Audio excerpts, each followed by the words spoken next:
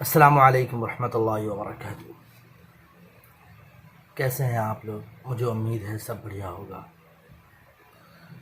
دوستو، جب ظلم انتہا تک پہنچ جاتی ہے تو اس کا آپ کو اندازہ نہیں ہوتا کہ آپ کے ساتھ کیا ہونے والا ہے۔ جب آپ ظلم ہوتا ہوا دیکھ رہے ہوتے ہیں اور خاموش ہوتے ہیں تو یہ سمجھ جائیں کہ آپ انسان نہیں رہے، آپ جو ہے وہ مردہ ہو چکے ہیں، اور مردہ کبھی بولا نہیں کرتے۔ اگر آپ کے دل کو مردہ انسان سے زندہ انسان بنانا ہے تو ظلم کے خلاف آواز اٹھانا ہوگا۔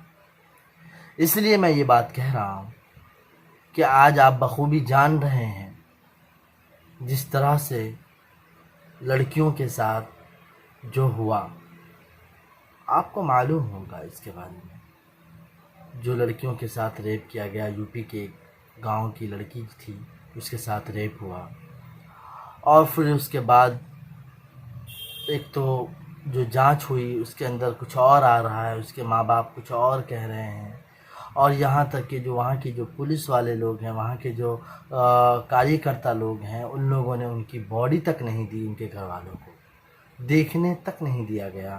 یہاں تک یہ سوال اٹھا کہ کیا یہی میری بچی ہے یا کوئی اور ہے۔ یہ سچویشن ہے۔ آپ مجھے بتائیں، کیا ہم خاموش رہیں؟ ہم چپ رہیں؟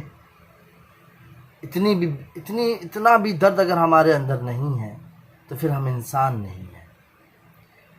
دیکھو بھائی، میں آپ لوگوں کو بتا دیتا ہوں، بات یہاں پہ ہندو، بات یہاں پہ مسلمانوں کی نہیں ہے، بات یہاں پہ ظلم کی ہے۔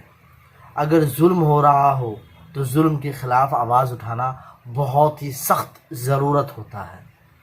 اگر آپ آواز نہیں اٹھائے تو یاد رہے کہ پھر آپ چھپ جائیں گے، اور اس کی مثال میں ایسے دوں گا کہ ایک اڑتا ہوا پرندہ جو ایک تلاش کر رہا ہے اپنے گھر کی، اور وہ پورا زمین جو ہے ٹھہرنے کی جگہ تلاش کر رہا ہے، اور وہ پورا زمین جو ہے وہ خون سے آلودہ ہو چکا ہے۔ اب وہ پرندہ کہاں ٹھہرے؟ یہاں تک کہ اگر ٹھہرنے کی جگہ نہیں ملے گی اور اڑتے اڑتے وہ تھک کر پھر وہیں زمین پر آگے گرے گی جہاں خون سے پورا لت پت زمین ہے۔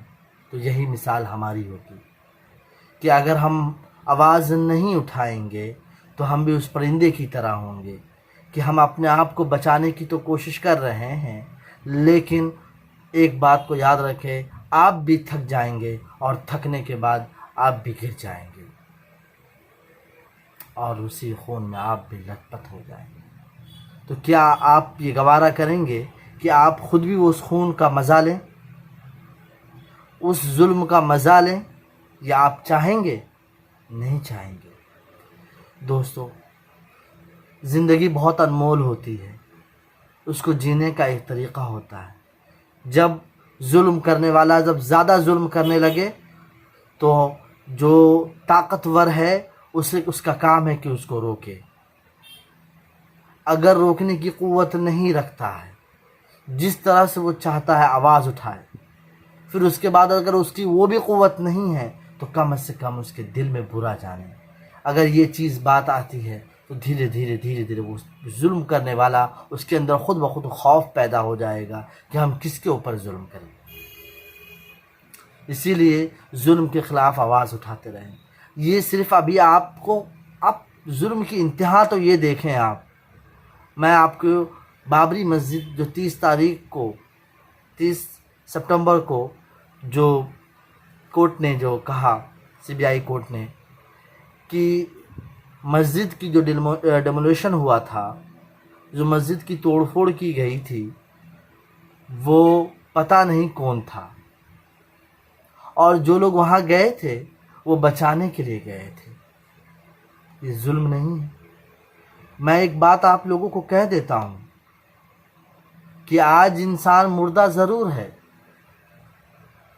لیکن اتنا ظلم کرو گے تو وہ جاگ اٹھیں گے، اور اس جاگنے کا نتیجہ اتنا خطرناک ثابت ہوگا کہ کہ اس کا اندازہ بھی نہ آپ کر سکتے ہیں نہ ہم کر سکتے ہیں، کیونکہ جب انسان کے اوپر ظلم ہوتا ہے، زیادہ ظلم ہونے لگتا ہے، تو سمجھ جائیں کہ پھر آپ انہیں جگایا جا رہا ہے کہ اٹھو میرے خلاف آواز اٹھاؤ۔ اس آڈیو کو بھی، اس ویڈیو کو بھی مانا نہیں گیا۔ ارے آپ کہاں دور جاتے ہیں؟ آپ اس کے لیے تو ایک ڈاکومنٹری بنی ہوئی ہے اور ہر ایک کی تصویر آئی ہوئی ہے، لیکن اس پر بھی یہ کہا جاتا ہے کہ وہ توڑا نہیں۔ اپنے آپ کیا معلوم کون تھا، اننون آدمی، اننون غیب سے کوئی آیا اور اس مسجد کو توڑ کر چلا گیا۔ مسلمانوں جاگو پہلا۔ اور بات رہی نان مسلمس کی، تو یہ بات کو یاد رکھیں کہ اگر آپ یہ سوچ رہے ہوں گے کہ یہ صحیح ہوا تو آپ غلط فہمی کے شکار ہیں، اس لیے کہ یہ ظلم آج اگر مسلمانوں کے ساتھ بابری مسجد کا ہوا ہے تو یہ کل آپ کے گھر تک بھی پہنچ سکتا ہے، کسی اور شکل میں جو آج آپ خود دیکھ رہے ہیں۔ جس طرح سے آپ مطلب بہن بیٹیوں کی عزت لوٹی گئی، اور اس کے ساتھ جو ہوا، آج پولیس والوں نے، آج ظلم کرنے والوں نے جس طرح سے ان کے ساتھ ظلم کیا، ان کے گھر والوں کو ان کی باڈی تک نہیں دی گئی، آج ان کے دلوں کے حالات کو آپ جاننے کی کوشش کریں تو آپ کو معلوم ہوگا کہ ظلم کیا ہوتا ہے اور اس کے خلاف کیوں برا ماننا چاہیے۔ دوستو، ہر وہ چیز، میرا یہ کہنا ہے، چاہے وہ مسلمس ہو چاہے وہ نان مسلمس ہو، ہر ایک کے ساتھ انصاف ہونا چاہیے۔ اگر انصاف نہیں ہوتا ہے تو سمجھ جائیں کہ آپ اس دیش میں جی رہے ہیں جہاں پہ صرف اور صرف ظلم کی ہی انتہا کو لائی جاتی ہے، باقی سب کو ختم کر دیا جاتا ہے۔ جو بھی ظلم کے خلاف آواز اٹھاتا ہے اسے بند کر دیا جاتا ہے۔ ہاں، ہو سکتا ہو کہ آج میں بول رہا ہوں، مجھے کچھ پکڑ کے لے کے چلے جائیں یا کچھ بھی ہو سکتا ہو، لیکن کیا آپ بھی، مجھے یہ بھی معلوم ہے کہ پتہ نہیں کہ آپ لوگ آواز اٹھائیں گے نہیں اٹھائیں گے۔ ہو سکتا ہو کوئی اور ایسے لوگ ہوں گے جو ظلم کے خلاف آواز اٹھا رہے ہوں گے، لیکن آپ خاموش ہوں گے، گھر میں چائے پی رہے ہوں گے، چسکیاں لے رہے ہوں گے، کہیں گے پتہ نہیں کہ یہ چائے کل ملے گی کہ نہیں ملے گی، چسکیاں لیتے ہوئے کہیں گے کیسے لوگ ہیں، کیوں پڑ جاتے ہیں ان لوگوں کے پیچھے، کیا وجہ ہے کہ یہ جو لوگ ہیں ظلم کے خلاف آواز اٹھاتے ہیں، چین سے گھر میں بیٹھ نہیں سکتے، یہ الفاظ آپ کہہ رہے ہوں گے۔ جب وہی آگ آپ کے گھر میں لگ جائے گی تب آپ کہیں گے کہ کہاں ہے پانی بجھانے والا، کوئی ہے جو میرے گھر کو بھی پانی بجھا دے۔ آپ اس وقت ڈھونڈیں گے لیکن کوئی نہیں ملے گا۔ دوستو، اسی لیے ہر ظلم کے خلاف آواز اٹھاتے رہیں، ہر ظلم کے خلاف۔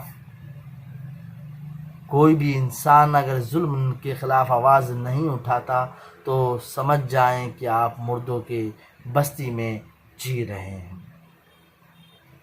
دوستو، مجھے امید ہے کہ آپ لوگ کے اندر، آپ لوگوں کے دلوں میں کہیں نہ کہیں ہمدردی باقی ہوگی۔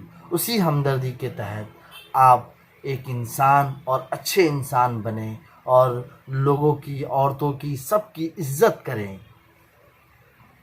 حیوان مت بنے، حیوان مت بنے، حیوان مت بنے۔